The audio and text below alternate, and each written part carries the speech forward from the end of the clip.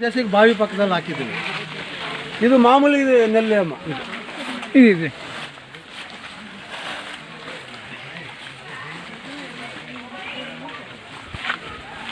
ಈಗೆಲ್ಲ ಜಾಯಿಕಾಯಿ ಹಾಕಿದ್ದೀನಿ ನಾನು ಮಧ್ಯದಲ್ಲಿ. ನನ್ನ ತೋಟದಲ್ಲಿ ಒಂದು 300 ಗಿಡ ಜಾಯಿಕಾಯಿ ಗಿಡ ಇದ್ದಾವೆ.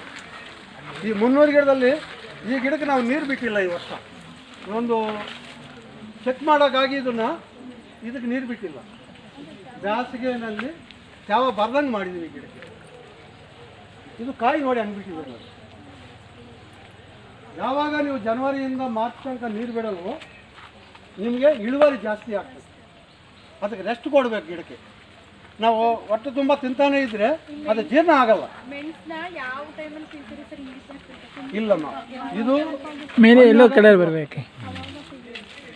ಹಣ್ಣಾಗ ಶುರುವಾಗ್ತದೆ. ಹಣ್ಣಾದಾಗ 1-2 ಹಣ್ಣಾಗ್ತವೆ. ಆವಾಗ ನಾವು ತೆಗೆದು ಈಗೆಲ್ಲ ಕೊಯ್ದುಬಿಡ್ತೀವಿ. ಆವಾಗ